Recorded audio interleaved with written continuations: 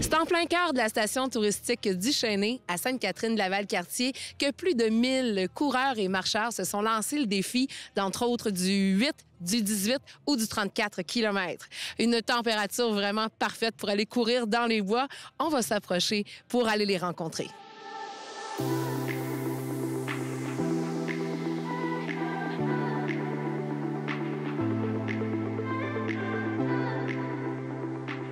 Je suis en compagnie de Marianne Pelcha, qui est productrice déléguée chez Gestev. Madame Pelcha, quelle belle journée pour tenir un événement.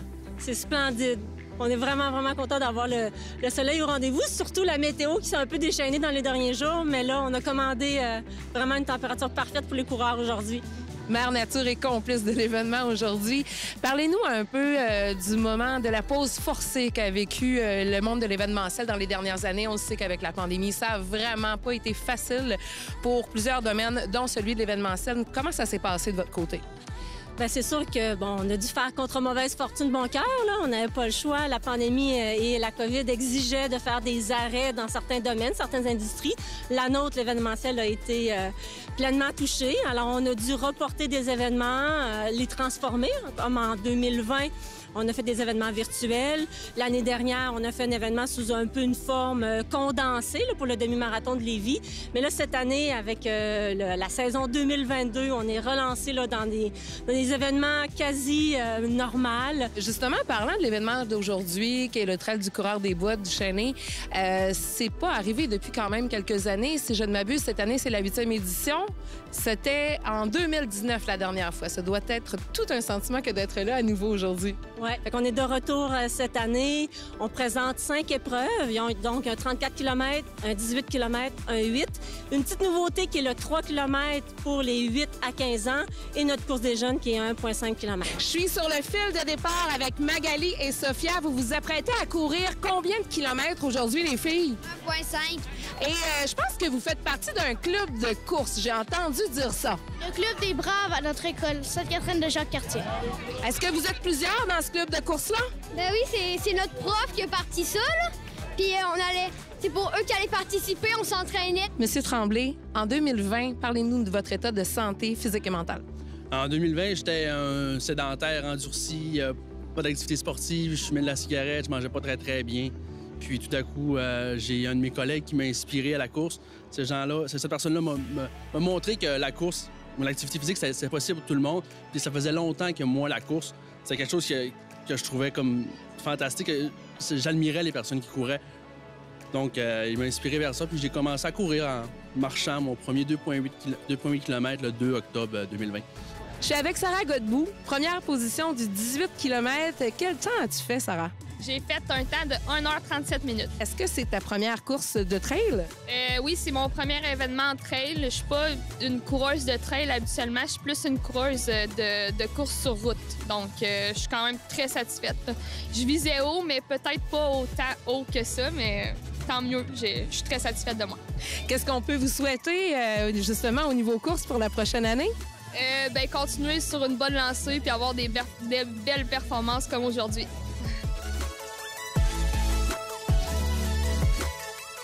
Je suis avec Sarah Bergeron-Larouche et la magnifique Ida, que je peux pas m'empêcher de flatter ce matin. Sarah, tu es la première position du 34 km. Félicitations. Bien, merci beaucoup. C'est une super belle journée. Quand on est parti, il faisait frais. Fait que c'est vraiment des belles conditions aujourd'hui. Puis on a fini comme il fait super chaud maintenant. Là, fait que c'est vraiment une belle journée. Et parlez-moi de votre temps. Vous avez fait un très beau temps, première position.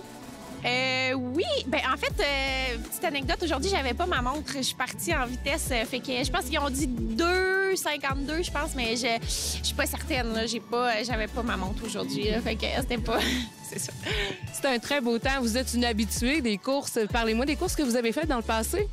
Pas mal toutes les courses qu'il y a au Québec, là, Québec Mégatrail, la Ricana, la Clinique du coureur, le Transvallée qui a lieu cette année, là, fait que ça aussi que j'ai déjà fait. Fait que c'est ça, là, les courses familiales qu'on voit à Québec. Là. Étant donné que vous avez fait plusieurs styles de courses, comment avez-vous trouvé l'organisation du Trail du coureur, courir dans le bois et tout? Vous avez aimé ça?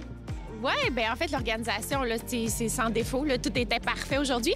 Et le parcours, peut-être que je peux mentionner là-dessus, c'était le fun parce qu'il y avait de tout.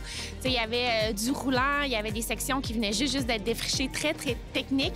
Il y avait du dénivelé aussi, fait que de la boue, fait que c'était vraiment très varié. Fait que moi, c'était un coup de cœur, là. Ouais, c'était un fun comme parcours. Donc, on sent dans votre voix que vous allez le refaire. C'est pas la dernière fois. Ah, ça se peut. Surtout que c'est en début de saison, c'est le fun. Elle se place bien là, dans une saison. Là, fait que, parce que des fois, c'est qu'il se met à avoir beaucoup de courses maintenant, fait que c'est difficile à choisir, mais elle, c'est la première, fait que c'est le fun. Ouais. Eh bien, on vous souhaite bonne chance dans vos défis futurs. Bien, merci beaucoup. Je suis avec Dany Racine, la première marche du podium du 34 km pour le trail du coureur du Chêné. Monsieur Racine, félicitations pour cette belle course. Merci beaucoup, bien gentil, merci. Première position avec un temps de combien? Officiellement, il faudrait que je revérifie précisément, mais 2h31 environ.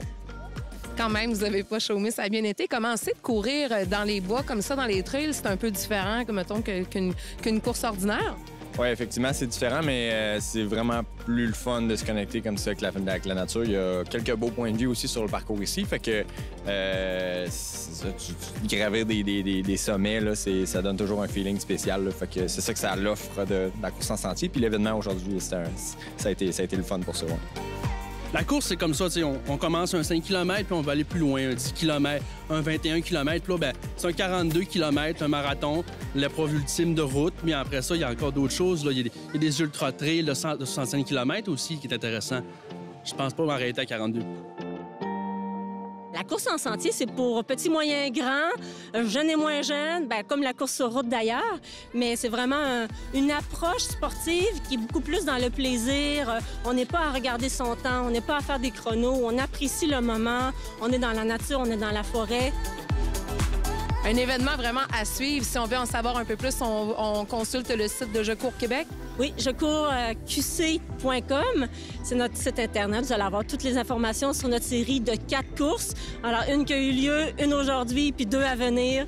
Alors, tout le monde peut encore s'inscrire sans problème. Madame Felsham, merci beaucoup. Ça fait du bien d'être réellement sur un événement qui bouge aujourd'hui. Merci beaucoup à vous.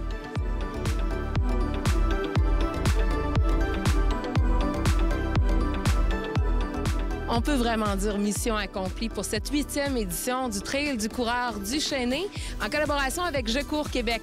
Ce sont des coureurs certes fatigués, mais heureux de leur défi aujourd'hui. Avec une journée parfaite comme ça, on ne peut que leur souhaiter des belles courses à venir.